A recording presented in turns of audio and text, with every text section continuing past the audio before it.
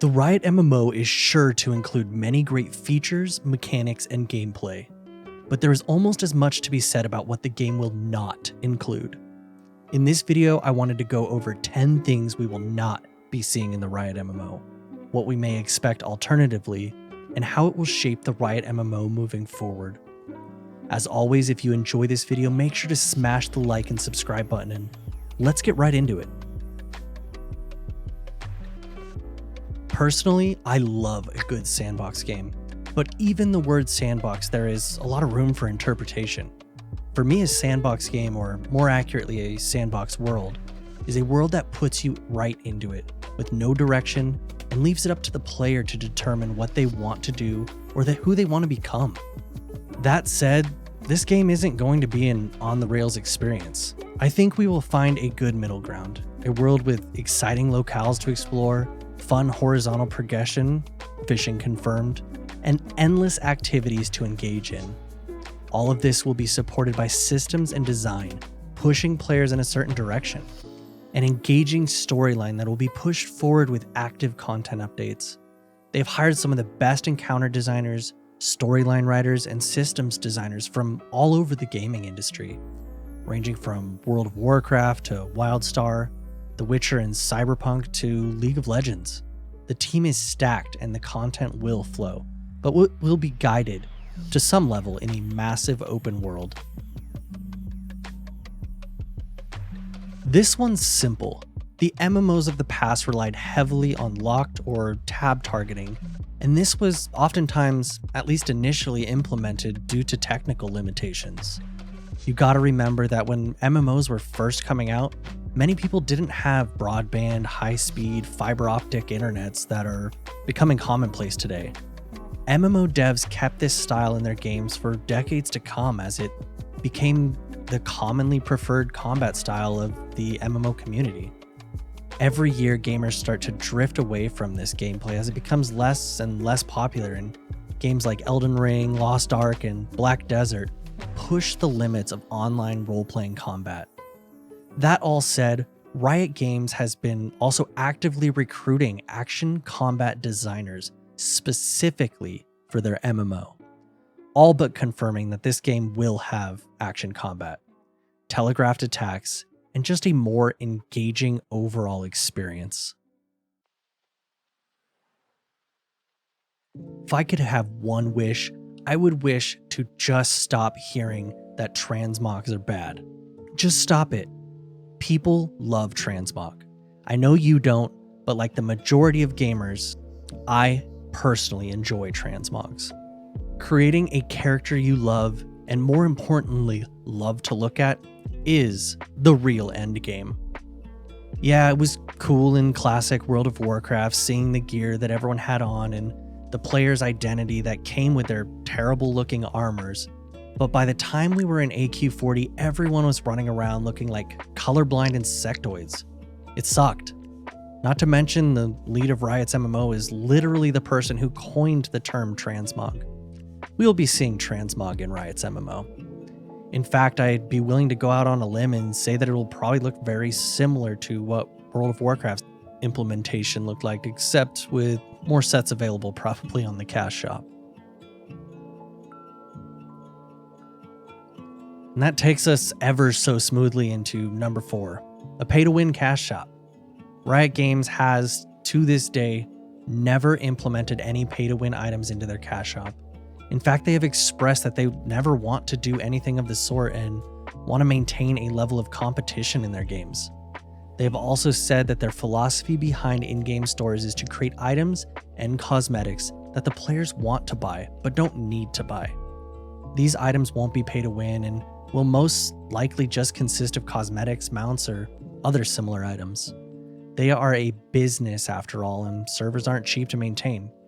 Sorry, whales, this probably just isn't the game for you.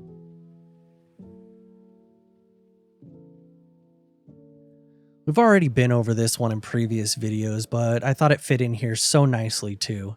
The Riot MMO is being created to respect your time. It won't be a game with endless content grinds or gear treadmills. It wants you to log in, have fun, group up with friends, and then hell, maybe go play something else. That said, it's not going to be a small game by any means. In fact, quite the opposite. It's going to be massive, and there will be tons of things to do. Just none of the constant gear upgrading or inflated player progression. And that brings us into the size of the world. This isn't gonna be a small world. The world of Runeterra is just filled with many exciting locales and beautiful vistas. If you want to explore, you will have a great time seeing all that the world has to offer. This isn't going to be an on-the-rails, follow-the-linear path type MMO we see so frequently these days. Exploration will be huge, and the world, and more importantly its design, will lend itself to this idea. While many of us long for the days of old, we need to be real with ourselves. These old, archaic MMOs of yesteryear are in our rearview mirrors now, and it's great to look back at them with fond memories, but we need to let it go. Riot's MMO is going to be the next generation of MMO gaming. They've already stated that they want to build off the aspects that work in previous MMOs, but create something new. New systems, new combat, a new way of exploration that respects the player's time and guides them in this magical world of Runeterra. The days of the monthly sub pay model are done. While there are a few benefits to using one, such as minimizing bots, chat spam, and gold sellers, the benefits greatly outweigh the positive when it comes to not using one. One of the most important aspects of an MMO, and I would argue as a key component to any MMO, is maintaining a large player base. The free-to-play or pay-to-play models allows a larger audience to enjoy the game and ultimately make them feel infinitely more massive. The first M in MMO. Another reason I believe we will be using these pay models is that Ghostcrawler has explicitly stated that he wants us to be able to play other games or take breaks and come back when we feel we want to. Monthly subs heavily play into a sense of FOMO, or fear of missing out. When you pay a sub, you really feel forced to just play that one game to get your money's worth. Personally, I am still torn with the idea of a premium pass. I don't think it will be part of the Riot MMO, as usually these types of things are linked to increased XP or gold gains or other pay-to-win benefits that would go against Riot's cash shop philosophy. One thing I think that may be added though is a potential season pass. Imagine an MMO where there's a seasonal pass that can be progressed through whatever your favorite aspect of the game is. Whether competing in PvP or progression raids or dungeons, you can earn cosmetics, mounts, or titles that will permanently be applied to your account. It's been done in a few other MMOs and can be really fun if done correctly, while also keeping your favorite games online. Time will only tell exactly how they will do it, but a monthly sub will not be the way. In a recent tweet from Mark Yetter, he went over the importance of respecting the intelligence of players. He speaks on presenting information to players and helping them learn different mechanics of the game, saying you don't want to spoon feed them everything, as this can lead to the player base missing a ton of the best parts of learning different encounters and mechanics. Discovering the game on your own or with others, mastering the game by doing and solving the what to do next puzzle, is one of the core satisfactions when playing. This is coming from a really great thread that I covered a little bit in a video yesterday, so I'll include the link at the top if you want to check it out. And that leads into my last and final point. The game isn't going to be easy. You won't find yourself easily clearing all the content that it may have. You will need to learn mechanics and practice with yourself and your friends. Many of the devs have stated how much they've enjoyed Elden Ring, even going to the point of including it in a list of games that they believe will have an impact on the final MMO product.